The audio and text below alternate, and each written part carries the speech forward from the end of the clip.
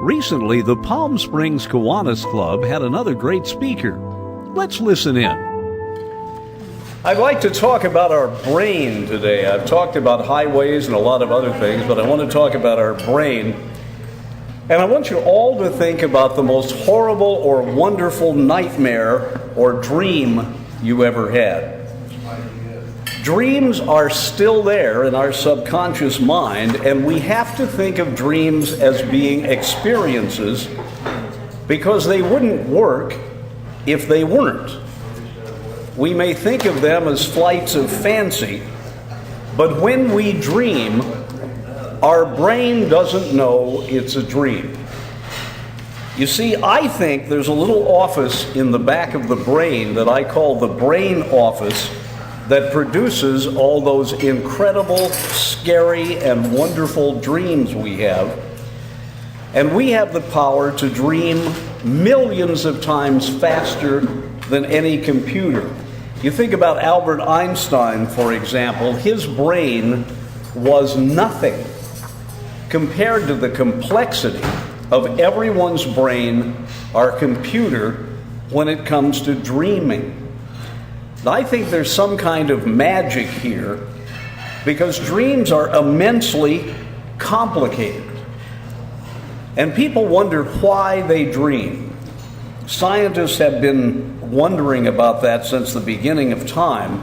I like to think this little brain, this dream office we have, is trying to tell us something. That when it takes us for a ride, it's doing it for a reason, not just to scare us to death. The problem is that when we awaken from a dream, we're sometimes clutching the bedclothes or even screaming. I sometimes will wake up and see someone beside me and I'll put my hand through them there, but I'll still yell. Because the part of my dream office that didn't give the memo to the rest of my brain, that part of my brain thinks there's actually somebody there. Have you ever awakened thinking you were falling? I think we all probably have, and that's because, again, we can break out into a cold sweat or think we're being chased by a lion because people still shout and moan. When Scrooge was pleading with the ghost of Christmas yet to come, he grabbed the spirit's cloak, and when he awakened, he was clutching the curtains around his bed. Our dreams are often, though, a series of events that do not connect very well. You might think you're walking down a foggy street in London, even though you've never been to London. Your brain puts that picture together based upon what you know about London, whether it's been from books or movies or television, and it can be very accurate. We hear Big Ben, and then for no reason at all, we are on top of fire truck in Elgin, Illinois. We're gripping the handrails. We see how red the truck is. We notice the people we're passing. We see their faces and their eye color and every brick in the building. And this is all coming from our brain. As we turn a corner, we see a girl in a yellow dress. She's looking up at us, clutching an ice cream cone. We start to smell smoke, and we see a fire in the distance. And then we wake up, and we realize that we were not in London. We were not on top of a fire truck in Elgin, Illinois. But we were in many ways, because that experience we had is as real as if we had actually been there, because according to our brain, we were there. And that's the most important element, is that dreams are as real as my touching this podium at the moment they're happening. Several years ago, scientists looked at some NBA games, and they found something very interesting. If somebody takes a long shot and you look at the audience usually doesn't erupt if it's successful until the ball goes through the hoop. But most of the players who were veteran NBA players were 2 seconds ahead of the audience. They knew that ball was going through the hoop because their brain let them be inside the player who fired the shot, because in many ways they had been there before. Their brain was able to project them into another time and space. I want you to think about this. Suppose you're in a hurry and you're going down a flight of steps. What happens if you start looking at your feet? You think you're going to fall, or you stop, or you hesitate. And the reason is your brain has already gone down those steps. It has calculated every move you need to make, and it doesn't want to be interrupted. And when you look down at your feet, you're causing your brain to think, maybe I'm doing something wrong. So fear comes into you. For the most part, if you're okay and you're limber and you hold the hand railing, you can get down those steps without worrying about it.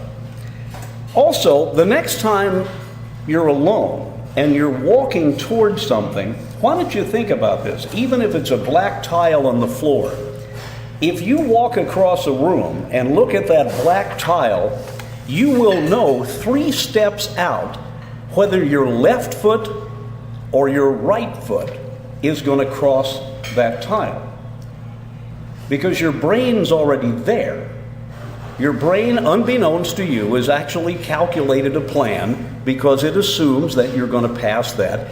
And try that. The next time you come up on a curb as you're crossing a street, find out how early you know whether you're going to step up with your right foot or your left foot. And you'll be surprised how far back from the curb you know all of that. The point of it is, if we are able in our brains to think of something that hasn't happened yet, how do we do that? We do that based upon experience. Now, scientists say the reason we have few memories of childhood is because every night when we sleep, our brain says, what did we learn today we're going to need tomorrow? If it's a PIN for an ATM, it'll put that in our conscious memory. But if it's some little innocuous thing like the pattern on a shirt we saw somebody wear, and our brain says we might never need to know that again, it'll get thrown back into our subconscious. The process of deciding whether to save information or not is dependent upon what our previous experiences were. And scientists think that infants have so few previous experiences, their brain cannot figure out yet what is important and what isn't. So it throws everything back into the subconscious in case it's needed. Do you remember what your earliest memory is? Mine was about age 3. I can't really remember much before age 3. And the other thing about memory is it has a lot to do with our ability to talk.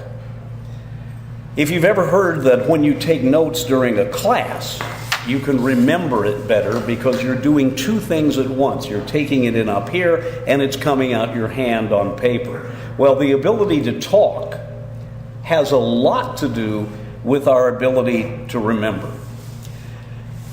A fellow named Andrew Halliday had worked in the mines for a while, and he moved to San Francisco, and he saw men beating a bunch of horses who were trying to pull a wagon up a hill. And one of the horses died. And that night, Halliday had a dream. Why don't I bury cables under the street in San Francisco? And within 3 days, he had designed the first cable car in San Francisco because, in many ways, he had already done it. When he dreamed about that night, he had one leg up already in getting it done. Now, he had to get the engineering done, and he had to get the funding for it, but in many ways, he had been there and done that already. When Joseph Strauss developed the plans for the Golden Gate Bridge in San Francisco, one night he thought about it, looked at the plans before he went to bed that everybody had submitted, And then that night, in his dreams, he worked out the final plans for the Golden Gate Bridge because he had already been there and already done it once. So my theory is this dream office that concocts all of these crazy things we dream is doing so to tell us how smart we are, how we are able to invent all of this stuff, but we don't get the message, and how frustrated that dream office might be, that it's presented all these wonderful, technicolor, incredible things, some of them exhilarating and some of them downright scary, and we've never utilized that. We tend to use the part of the brain that's conscious and not the part of the brain that is working for us all the time. So we need private plans, and I hope you will draw up your own private plans and get aboard a bus that comes through our life every night when we're sleeping. We will slither through traffic and suddenly come out on a superhighway where we can succeed. Some night, I hope you dream again about being on top of a fire truck in Elgin, Illinois. You see the fire in the distance, you smell the smoke, you look at the stores passing by, and on one corner, you see that same little girl wearing a yellow dress. And at that point, I want you to ask yourself, I wonder what she is dreaming tonight. Wow. Thank you.